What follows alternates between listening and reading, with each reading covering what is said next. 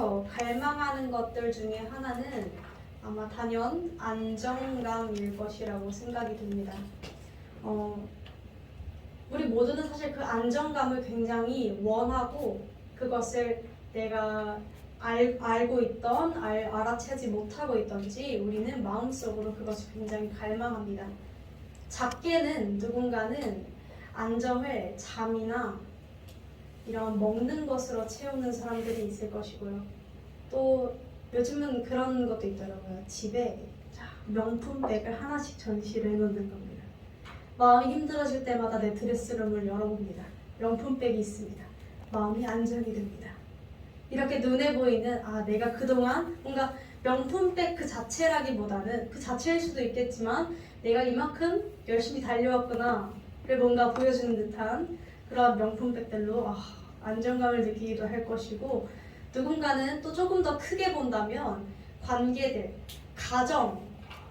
가족들로 하여금 안정감을 굉장히 느끼는 사람들이 있고요. 또 누군가는 그 안정적인 재력, 물질들로 안정감을 느끼는 사람들이 있을 것이고, 또 무엇이 있을까요? 여러 가지 굉장히 많은 것들이 있을 것입니다. 모두가 안정감을 얻는 방법은 다를지 모르겠으나 사람들은 이 안정감을 얻기 위하여 몸부림치곤 합니다. 나를 지켜줄 것이라고 여기는 나만의 가치, 나만의 그러한 가치관에서 이것은 나를 지켜줄 수 있을 거야. 이것이 있으면 내가 조금 더 편안하고 안락한 삶을 살아갈 수 있을 거야 라고 생각하는 각자의 것들을 찾아 열심히 살아가곤 합니다. 그리고 그것들을 지켜내기 위해 사투를 벌이곤 하죠. 그래서 그 누가 내 안정감을 공격하게 된다면 우리는 굉장히 두려워지며 굉장히 분주해지며 굉장히 낙심하는 것을 우리는 볼 수 있습니다. 그런데 성경은 종종 이러한 가끔씩 우리의 가치관, 이러한 안정감을 건드릴 때가 있습니다. 이런 다른 이야기를 해서 썩 내키지 않는 마음들을 줄 때도 있어요. 가령 이런 것들인데, 이제 하박국 말씀에 보면 무화과 나무가, 우리 아시죠? 무화과 나무가 무성하지 못하고 포도나무에 열매가 없으며 감람나무에 열매가 없고 밭에 먹을 것이 없으며 우리의 양이 없으며 외양간에 소가 없을지라도 난 여호와로 말미암아 즐거워하며 나의 구원의 하나님을 인하여 기뻐하리로다 라는 이러한 말씀들을 볼 때면, 사실 이러한 말씀이 사실 굉장히 주일학교 찬양으로는 발랄하고 경쾌한 찬양이지만 21세기를 살아가는 우리들에게 접목시켜 본다면 이렇게 내용을 바꿀 수 있을 것 같습니다. 내가 투자한 주식이 바닥을 치고 내가 직장에 잘리고 사업장에 적자가 나도 주변 사람들과 관계가 다 틀어진다 하더라도 난 여호와로 말미암아 당장 내가 먹을 떼거리가 없어도 당장 생활비가 없고 월세가 없어도 나는 여호와로 말미암아 즐거워하며 나의 구원의 하나님으로 인하여 기뻐하리로다 라는 것으로 바꿔볼 수 있을 것 같습니다. 이러한 성경들에 간혹 이렇게 극단적으로 이야기하는 성경들이 있어요. 성경을 읽다 보면 이러한 성경들의 내용을 보면 우리는 당황스럽기도 합니다. 왜죠? 마치 이러한 성경 구절들을 보면 그러면 내가 예수를 믿으려면 이런 것들을 다 버려야 한다는 것인가?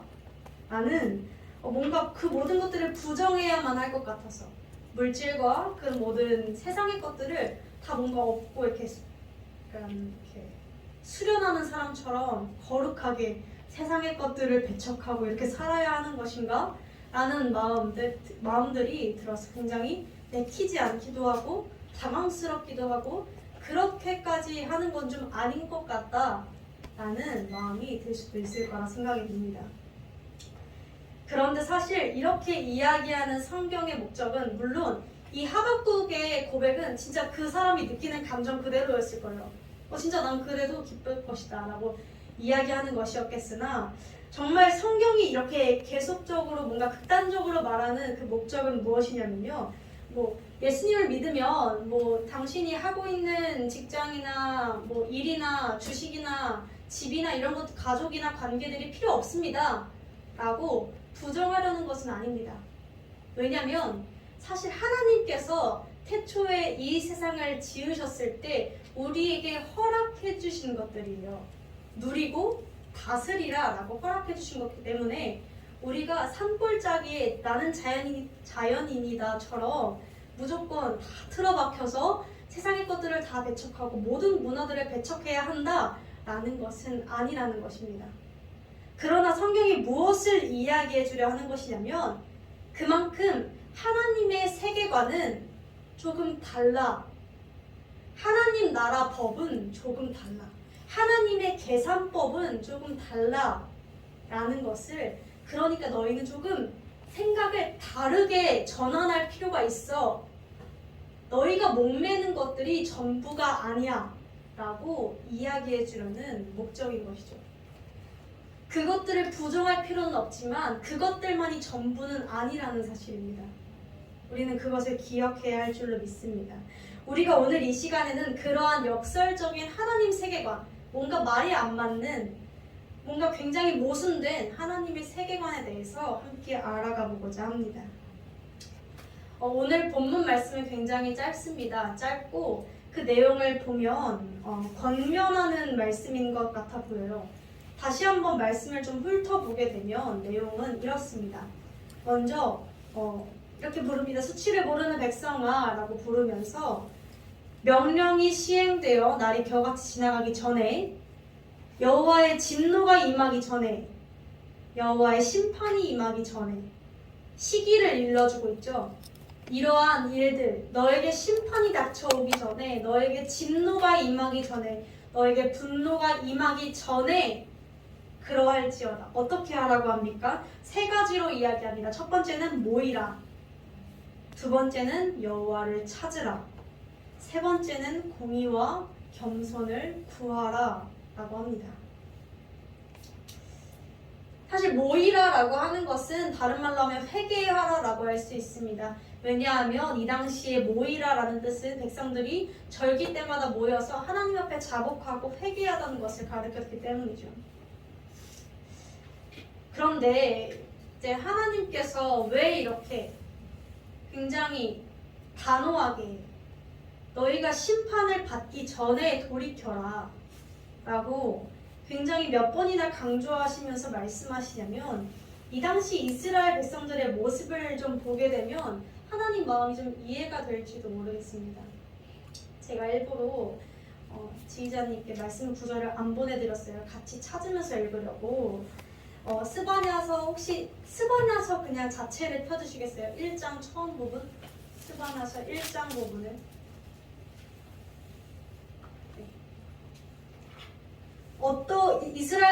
이스라엘 백성들이 이 당시에 어땠었냐면요. 5절 함께 보겠습니다. 지붕에서 하늘의 목별에게 경배하는 자들이 있었다고 합니다.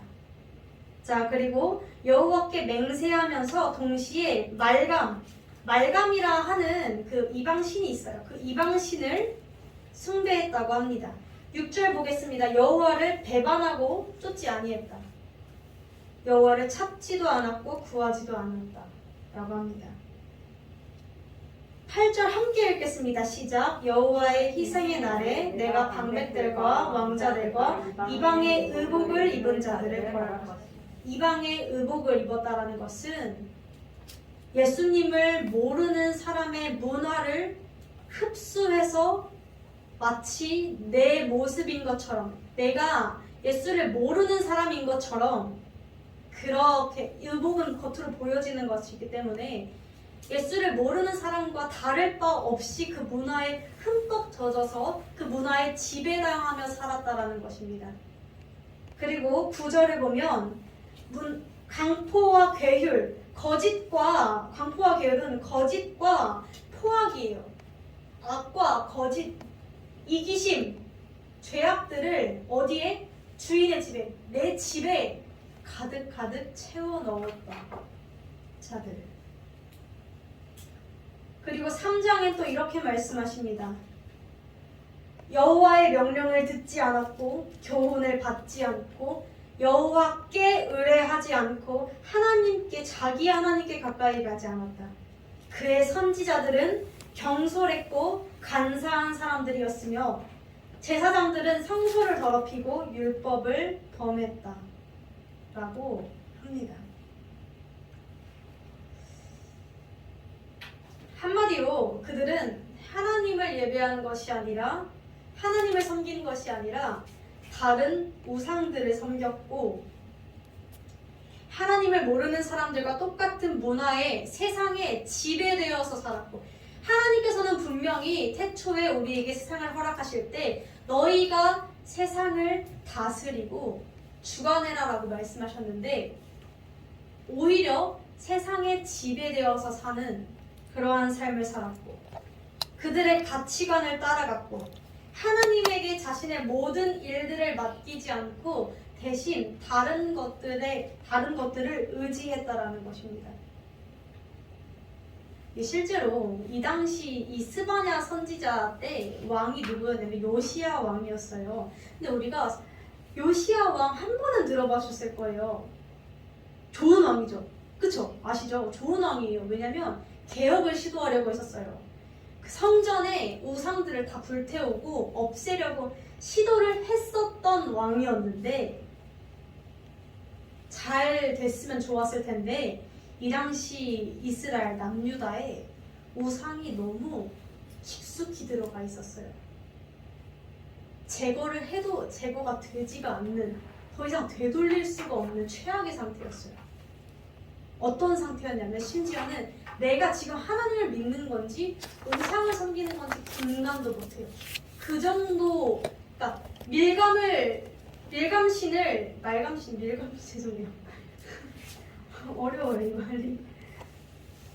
다른 바알신, 아세라신 이런 우상들을 섬기면서 나는 하나님을 믿고 있어라고 단단히 착각하는 사람들. 너무나 그 문화에 깊숙이 자리 잡아서 우상이 이게 잘못된 건지도 모르는 사람들. 그래서 개혁을 시도했지만 결국 요시야 왕까지 타락하고 말아버려요. 이때 이 시대 상황이 그랬어요. 영적으로 굉장히 둔감했습니다. 내가 하나님 말씀을 따르고 있는 것인지 내 생각을 따르고 있는 것인지 분별을 못하던 시대였어요. 자, 우리는 어떨까요? 우리는 눈앞에 당장 금상, 석상 이러한 것들을 당연시하게 섬기는 그러한 시대를 살고 있지 않습니다. 그렇죠? 우리는 그러한 시대에 살고 있지는 않아요. 그래서 오히려 그러한 우상들은 확실하게 구별할 수 있습니다. 절했냐 안 했냐로 구분하면 되니까요. 그렇죠? 확실하게 구분할 수 있습니다. 여기 계신 분들 중에서 그렇게 절해보신 분들이 많이 없으실 거라고 생각해요. 왜냐면 30년, 20년 이 교회에서 이렇게 오래 신앙생활을 하셨기 때문에 우리가 어떻게 뭘 했겠어요? 사실 그렇진 않아요. 그렇죠? 그래서 우리는 이스라엘 백성들이 우상 숭배를 했다라는 걸 보면 굉장히 좀 하나님 좀 믿지? 그냥 좀 그만 좀 하고 하나님 좀 믿지라고 생각을 한단 말이에요. 왜? 우리는 그러한 우상이 당연하게 우리의 삶에 들어와 있지 않아요. 금상, 석상 이런 것들이. 오히려 더 그런 것들을 좀 너무 미신 이런 시대예요. 우리 지금 시대는. 그래서 굉장히 단순하게 정답을 외칠 수 있어요. 예수님 믿으면 되지. 하나님한테 절하면 되지. 이렇게 외칠 수 있지만 막상 우리 상황이 되면 그렇게 단순하게 퉁치기가 굉장히 어려워요. 왜냐면요. 우리가 이 성경이 사실 수천 년 전에 쓰여진 지금이랑 완전 가치관이 달라요. 지금은 뭘로 세상이 움직여요? 돈으로 움직이죠. 물질 만능주의. 이 당시에는 돈으로 움직이지 않았어요. 이 당시에는 뭐가 제일 중요했냐면 신관이 있어요. 신관. 그러니까 신이 가장 중요하다는 거예요. 그리스 로마 신화, 우상들, 신들, 약간 신화들 이런 게 너무 중요한 시대였어요. 나라 국가 신, 가신, 지배의 신 너무 중요해요. 이런 신들로 세상이 굴러가고 외교도 이런 신들로 하고 모든 게 다 신들로 움직이던 세상이었어요. 지금은 돈이잖아요. 완전 다르다고요. 이때는 오히려 돈에서는 더 그렇게 예민하지 않았어요. 오히려 신, 우상, 바알신 이런 것들을 숭배하는 게 내 생계가 달린 문제였어요. 당장 우리 집이 번영을 하느냐 마느냐, 내가 아들을 낳느냐 마느냐, 이러한 내 목숨줄이 달린 문제가 이 신들에게 달려 있었다고요. 자, 지금 우리가 볼게요. 우리 21세기를 살아가는 우리들은 이러한 금상석상들이 당연한 신관이 뚜렷한 세상은 아니에요. 그런데 대신에 사단이 시간이 지나면 지날수록 모습을 바꿔서 변장해서 등장합니다. 무엇으로? 물질로. 지금 이 세상을 주관하고 있는 건 물질이죠. 단연 물질이죠. 우리가 심지어 이 물질은 뗄 수 없는 관계예요. 왜? 일용할 양식들이에요. 필요해요. 우리의 삶에 없어서는 안 되는 것들이에요. 그래서 더 분별하기가 애매하다라는 거예요. 하나님의 관점과 우리의 관점에서 왜 자꾸 우리의 시각과 하나님의 시각이 갈등이 생길까요? 하나님은 영원하신 분이라서 영원한 시각으로 보니까 한눈에 보이는 거고, 뭐가 옳고 그른지 우리는 지금 오늘 당장 오늘의 하루밖에 안 보이고, 우리의 삶은 길어봤자 100년이에요. 안 보여요. 한눈에. 눈앞에 보이는 게 더 커요. 우리에게는. 그래서 하나님과 계속 갈등이 생겨요. 수천 년 전에도 지금에도 모습만 다를 뿐입니다. 우리는 수없이 머리로는 하나님께 구해야지, 하나님께 기도해야지, 걱정 하나님께 맡겨야지, 마음 뺏기면 안 되지, 하나님께 구하고 엎드리고 그렇게 해야지, 하나님 말씀대로 살아야지, 머리로는 당연하게 정답을 외칠 수 있지 모르겠으나 당장 생존의 문제, 먹고 사는 문제가 가진 무게감은 너무나 큽니다. 그것들은 우리의 눈을 가려버리곤 해요. 당장 월세, 생활비, 카드 청구서가 눈앞에 닥쳤을 때 하나님이 보이겠어요? 영원한 삶이 보이겠어요? 카드 청구서밖에 안 보이지?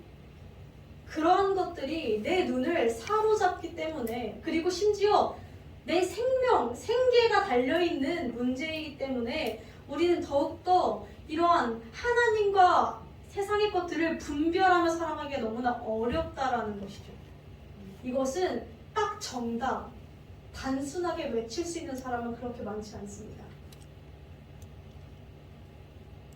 그러다 보니 어느 순간 하나님께서 분명 물질은, 이러한 모든 세상의 것들은 다스리라고 말씀하셨는데, 어느 순간 내 생명이 걸려있다 보니 물질이 나를 다스리게 되고, 관계에 약간 내 애착을 관계에 매달리는 사람들은 그 관계가 나를 덮쳐버리게 되고, 나를 잃어버리게 되고, 또 여러 가지 명예, 스펙 이러한 것들이 나를 덮쳐버리는, 오히려 그것들이, 세상의 것들이 나를 다스리게 되는, 지배당하게 되는 그러한 모습에 우리가 사실, 그리고 그러한 시대를 살아가고 있기 때문에 우리는 굉장히 어려운 것이죠. 제가 한때 불만이 생겼던 적이 있어요. 제 친구와 이제 저희 신학과 동기와 함께 이야기를 나누는 내용인데, 1학년 때는 저희가 굉장히 뜨거웠어요. 사실 진짜 뜨거웠어요. 그래서 학교에서 기도회를 만든 게 아닌데 우리끼리 기도회를 맨날 만들어서 수요일, 금요일 이름만 갖다 다르게 붙여가지고 기도회 또 하고 또 하고 또 하고, 약간 막 그거 없으면 죽을 사람인 것처럼 막 굴었어요. 그런데 이게 뭔가 언제부턴가 눈에 어떠한 사람들이 들어오기 시작하는데, 어떤 사람들이냐면요, 저는 개인적으로 그런 사람들이었어요. 겉으로 보기에 그 사람이 정말 속은 모르겠죠. 제가 이렇게 약간 멀리서 본 거니까요. 겉으로 보기에 직장도 괜찮아요. 그리고 그 언니가 제가 알기로 일찍 결혼했어요. 그리고 굉장히 약간 알콩달콩 막 인스타 쫙 올려요. 근데 예수님 믿는 사람이에요. 안 믿는 사람이 말 나오죠. 믿는 사람이에요. 믿는 사람인데 여행 다니고 뭐 하고 잘 살아요. 또 어땠더라? 되게 보기에 무난하게 사는 것 같아 보였어요. 그게 너무 부러운 거예요. 왜 부러웠냐면 저는 예수님이 전부인 것처럼 굴었는데도 너무 예민해서 기도 한 번 안 하면 막 이러고 막 하나님이 막 치실 것 같고 막 이런데 저 사람은 기도를 하든 말든 기도 저 사람은 안 할걸요? 사실 안 해요. 알아요. 제가 안 하는 거 알아요. 안 해요. 안 하는데 너무 잘 사는 거예요. 배 아파 죽겠는 거예요. 나는 너무 예민하고 불안정해 죽겠는데 저 사람은 기도 안 해도 떵떵거리고 잘 살고 벌써 결혼도 했고 벌써 직장도 굉장히 괜찮고 너무 잘 사는 거예요. 저랑 친구랑 둘 다 그 언니를 알거든요. 어느 순간부터 기도는 안 했는데 그런 기도는 안 했는데 이런 막 하나님 나도 좀 둔해지면 안 돼요? 너무 예민한 것도 안 좋지 않아요? 내가 오히려 스트레스를 받고 있는 것 같은데 좀 둔하게 좋게 안 될까요? 라는 마음이 생겼어요. 사실 그걸 기도를 하진 않았죠. 근데 생겼어요. 저 정도로 살고 싶다. 안정적이어 보인다. 그런 마음이 들어오더라고요. 그런데 그 친구와 제가 2학년, 3학년을 마치고 이제 졸업반이에요. 졸업반인데 2학년 때는 뭐 그런데 한 3학년 때가 저희 둘 다 피크였어요. 왜냐면 그 부러움이 절정을 찍었거든요. 하나님이 우리의 마음을 읽고 실제로 그대로 두셨어요. 너네 둔해져 봐. 그래서 3학년 때 저희 둘 다 항상 뭔 얘기했는데 왜 이렇게 평안하지? 왜 이렇게 평안하지? 왜 나 기도 안 하는데 아무 일도 없지? 왜 이러냐? 근데 싫은 것 같진 않고 괜찮은 것 같기도 하고 그냥 잘 모르겠어. 둘 다 맨날 했던 얘기였어요. 이거 온라인 예배 들어도 괜찮은데? 이러면서 그랬던 저희가 점점점 뭔가 선과 경계가 흐트러지기 시작하더니 저는 어쨌거나 그 전도사라는 자리가 있기 때문에 딴짓을 못해요. 허튼 짓을. 왜냐면 이게 귀찮아요. 근데 이 친구는 그런 바운더리가 없거든요. 안 나가는 거예요. 저보다 조금 더 만나왔어요. 근데 그 친구가 저랑 며칠 전에 만나서 한 이야기가 있는데 덤덤해지고 무던해지고 둔해지면 행복할 줄 알았는데 텅 빈 것 같았다라는 이야기를 둘 다 했어요. 무엇을 위해서 그 친구도 이제 뭔가 이제 갈 길이 점점 정해지고 돈을 벌기 시작하고 이렇게 하는데 내가 무엇을 위해서 돈을 벌기 시작했지? 왜 이 학교를 왔지? 내가 왜 예수를 믿었더라? 라는 마음들이 사라지니까 인생에 목표가 없더라. 그냥 하루하루 즐기다가 죽는 삶일 수도 있겠다라는 생각이 들었대요. 우리가 눈앞의 것이 가장 중요해 보이고 그것들을 배척할 수는 없지만 우리가 늘 마음에 염두에 두어야 하는 것은 그것이 전부일까? 라는 생각입니다. 그것이 전부가 아니기 때문에. 그래서 둘 다 회개했어요.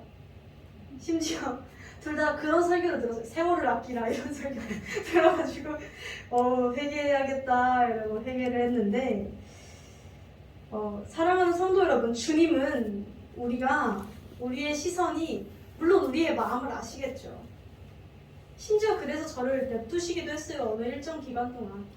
둔해져 봐 예지야. 너가 얼마나 버티나 보자 이런 것 같아요. 약간. 근데 하나님은 그래도 우리에게 무엇을 원하시냐면 우리의 시선이 그러한 세상을 사는 과정 속에서도 여전히 위를 향하기를 원하세요. 여전히 주님을 찾기를 원하세요. 여전히 가장 멍청해 보이는 기도를 하기를 원하시고요. 가장 어리석어 보이는 예배를 드리기를 원하시고요. 가장 어리석어 보이는 사랑을 하기를 원하세요. 주님의 마음인 거예요.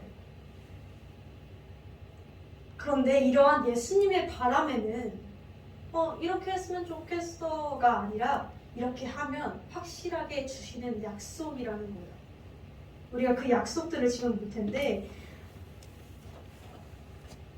하나님께서 하나님의 역사를 반드시 경험할 수밖에 없는 약속입니다. 이것은 왠 줄 아세요?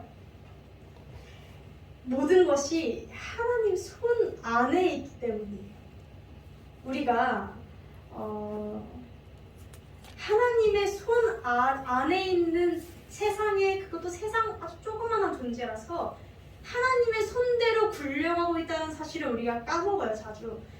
그래서 우리가 눈앞에 보이는 것들을 하나하나 이렇게 주워 담고 챙기고, 마치 이스라엘 백성들이 광야에서 만나가 떨어졌을 때 이틀치 양식을 채워놓지 않으면 죽을 것처럼 굴었던 것처럼, 그러다 결국 그거 다 어떻게 했어요? 다 썩었어요. 왜? 결국 만나는 하나님이 주시는 거거든요. 내가 주섬주섬 모아봤더니 다 썩었어요. 왜? 이건 내가 한 거잖아요.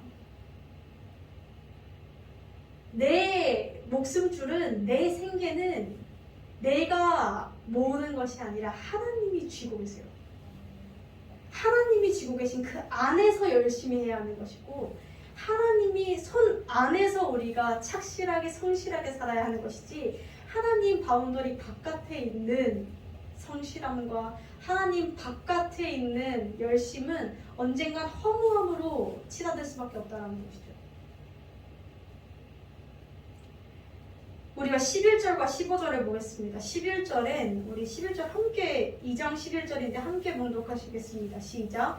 여호와가 그들에게 두렵게 되어서 세상의 모든 신을 새짓게 하리니 이방의 모든 해변 사람들이 각각 자기 처소에서 여호와께 경배하리라. 아멘. 15절 시작. 이는 기쁜 성이라 염려 없이 거하며 심중에 이르기를 오직 나만 있고 나 외에는 다른 이가 없다 하더니 어찌 이같이 황무하여 들짐승에 엎드릴 곳이 되었는고 지나가는 자마다 초송하여 손에는 흔들리로다. 아멘. 자, 이 11절과 15절은 한마디로 표현하면 이렇습니다. 하나님이 아닌 눈앞의 것을 찾다가 망한 케이스입니다. 자, 11절과 15절을 조금 세번역으로 쉽게 보면 이렇습니다. 자, 여호와가 직접 그들에게 두렵게 되셔서 세상의 모든 이방 신들, 우상들을 쇠약하게, 약하게 아무것도 아닌 것처럼 만드셨다. 그랬더니 그들이 벌벌 떨더라. 그제서야 여호와께 경배하더라. 15절 어떤 말씀이냐면, 이는 기쁜 성이라 염려 없이 거주하며 마음속에 이르기를, 단단한 견고한 성 안에서 이 성은 나를 지켜줄 거야. 이 성은 기쁜 성이야. 이 성 안에 있으면 난 두려울 게 없어. 더 이상 나에게 불행은 없어. 라고 마음속에 외치던 이가, 나만 있고 나만 행복하면 되고 나만 잘 살면 되고 잘 먹고 잘 살면 되지 뭘! 이라고 외치던 그가 어떻게 변했냐면, 어찌 이와 같이 황폐하여 들짐승들이 엎드리는 곳이 되었는고 지나가는 이들이 비웃더라 라고 합니다.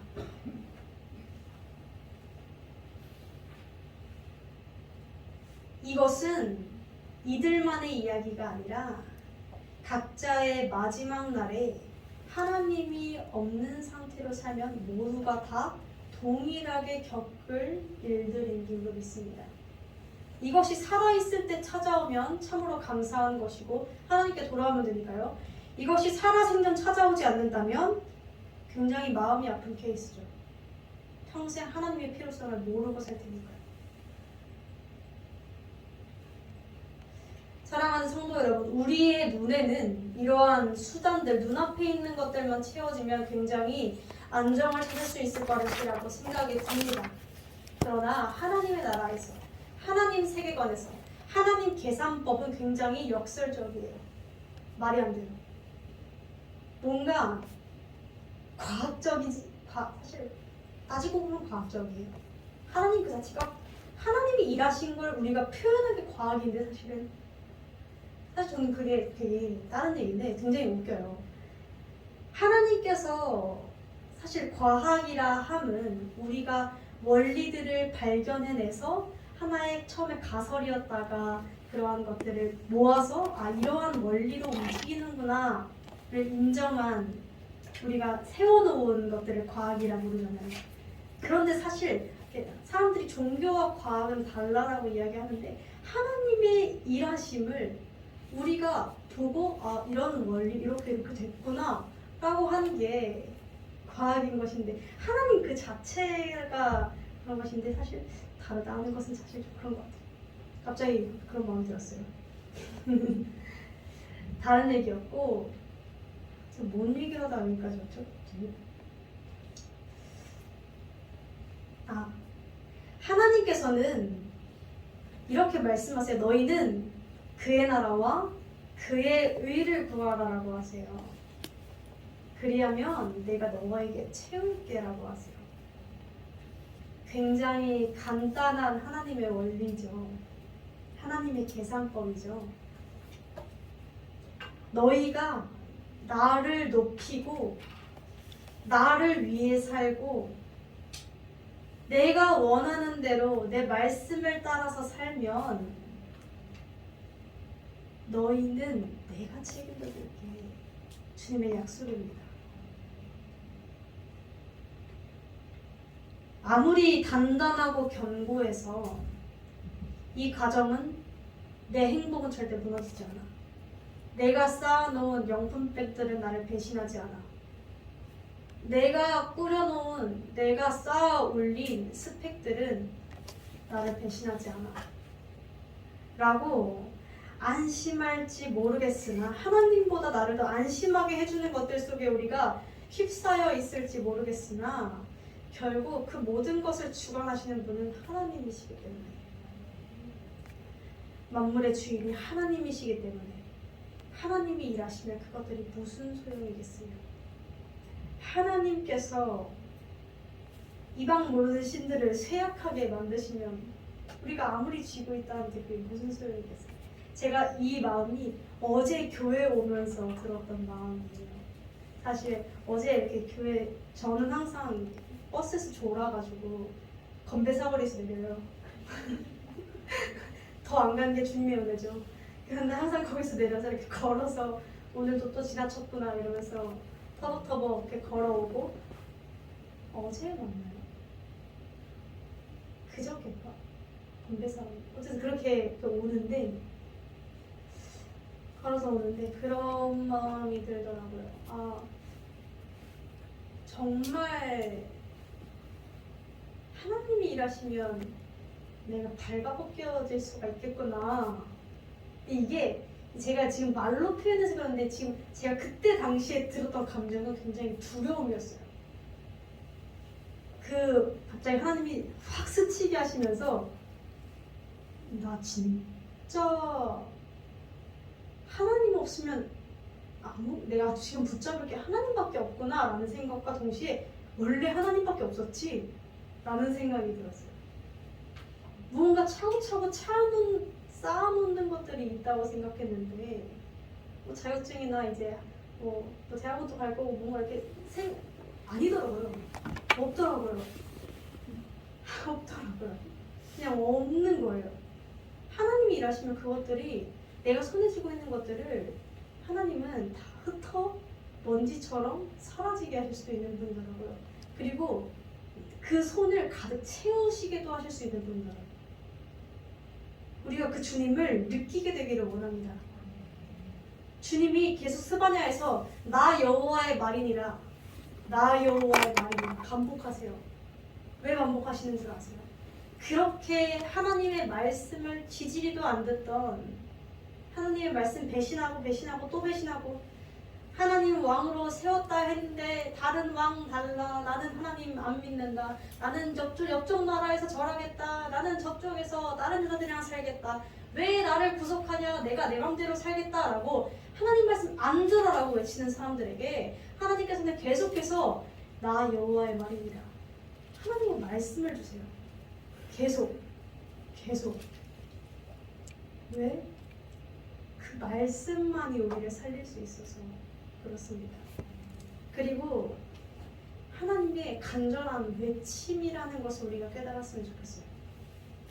선지서 쭉 여기 예언서 쭉 되게 무섭게 이야기하기도 하고 때로는 애타게 찾기도 하시고 계속 그 반복이잖아요. 하나님 약간 감정 기복이 심하신 것 같지 않아요? 막 화냈다가 그래도 돌아오면 받아줄게 얘들아. 아 너희들 다 죽여버릴 거야 얘들아. 막 이러잖아요. 이게 저는 이제 공감을 못했는데 저희 어머니를 보면서 깨달았어요. 어머니가 제가 이제 말을 안 들으면 화도 냈다가 안쓰러워서 달래기도 했다가 또 갑자기 역적을 내다가 갑자기 막 눈물 흘리시다가 이러더라고요. 그러니까 사랑하니까, 그러니까 어머니는 먼저 인생을 아시잖아요. 겪었잖아요. 제 시절을. 그러다 보니까 이미 아는데 애 타니까 사랑하니까 화도 냈다가 무섭게 말하기도 했다가 뭐 이렇게 하는 것처럼 하나님도 끝없이 그렇게 우리에게 외치고 있다는 사실을 우리가 기억했으면 좋겠어요. 제발 좀 들어라. 제발 좀 변하고 제발 좀 돌아와라. 나의 사랑하는 자녀들아라고 계속해서 말씀하시는 줄로 믿습니다. 굉장히 시간이 많이 갔는데 마지막으로 주님은 이렇게 말씀하세요. 3장 12절에 내가 곤고하고 가난한 백성을 너의 가운데 남겨두리니 그들의 여호와의 이름을 의탁하여 보호를 받을지라. 하나님께서 어떤 자들을 남겨두시고 어떤 자들을 보호하신다 하시냐면 가난하고 곤고한 자라 하십니다. 우린 이런 질문이 들죠. 우리가 그러면 가난해져야 합니까? 성경이 말하는 가난은 그렇게 단순한 우리가 생각하는 물질적인 가난만을 이야기하지는 않습니다. 어떻게 알 수 있냐? 그건 민전도사의 생각이 아니라 성경에 보면 마태복음 5장 3절에 이렇게 말씀하십니다. 심령이 가난한 자는 복이 있나니. 자, 심령이 가난한 자입니다. 자, 이 심령이 가난한 자가 뭔지 알기 위해서 좀 더 이게 마태복음, 마가복음, 누가복음, 요한복음은 잘 찾아보면 신기한 게 뭔 줄 아세요? 이 네 개를 사복음서라 불러요. 사복음서. 왜 사복음서? 복음. 똑같은 복음을 4번 얘기했다라는 거예요. 예수님 얘기를 4번 적었다라는 거예요. 예수님 얘기를 한 번은 마태 입장에서, 한 번은 마가 입장에서, 한 번은 누가 입장에서, 한 번 요한 입장에서 적었다. 그래서 잘 보면 겹치는 내용이 있어요. 자, 우리 겹치는 내용을 누가복음 6장 24절에서 볼게요. 화 있을진저 너희 부요한 자여 너희는 너희의 위로를 이미 받았다. 반대의 말씀. 부요한 자는 심령이 풍족하고 부요한 자는 어떤 사람을 말하냐면요. 너희의 위로를 이미 받은 자. 자, 하나님께서 말씀하시는 가난한 자는 어떤 자냐면 다윗 왕 같은 사람인 것 같아요. 제가 볼 때. 다윗 왕은 왕이니까 가질 수 있는 것들은 다 가졌어요. 그런데 그것들로 자신의 위로를 채우지 않았어요. 하나님께서 말씀하시는 부유한 자는 이미 세상의 것들로 내 마음을 다 채워버린 사람이에요. 내가 속상할 때 위로를 세상 것으로 다 이미 채워버린 사람이에요. 주변의 위로도 받고 물질적으로 내 위로 헛헛한 마음들을 명품백으로도 좀 채워보고 행복하죠? 그날에는 얼마나 행복하겠어요. 친구들이랑 술 한잔 딱 걸치고 나면 얼마나 짜릿하고 좋아요. 그렇잖아요. 이미 위로를 받았어요. 술로써. 반면 위로를 받았어요. 너무 극단적인 것만 얘기했는지 모르겠는데 이미 위로를 세상의 것들로 받은 거예요. 부유한 자들은. 그런데 가난한 자들은 어떤 자들이에요? 위로를 세상의 것에서 찾을 수 없어서 하나님만 보는 자들이에요. 내가 물질이 있으면 감사하고 아니면 많은 거지만 내 마음의 중심은 하나님만 채울 수 있다는 걸 기억하는 사람들이에요. 그 사람들을 하나님께서는 가난한 자라고 부르십니다.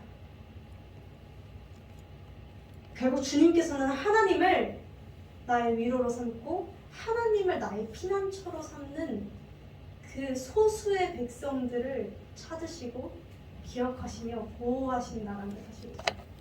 우리가 이 사실을 늘 기억하며 나아가기를 원합니다. 사랑하는 성도 여러분, 우리의 삶에 있어서 가장 중요한 것은 예수를 찾는 것입니다.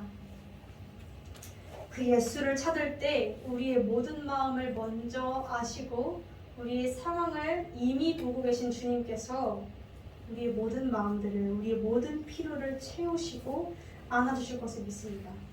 우리가 그 역설적인 하나님 세계관에 흠뻑 젖어서 살아가게 되기를 주님의 이름으로 간절히 소망합니다.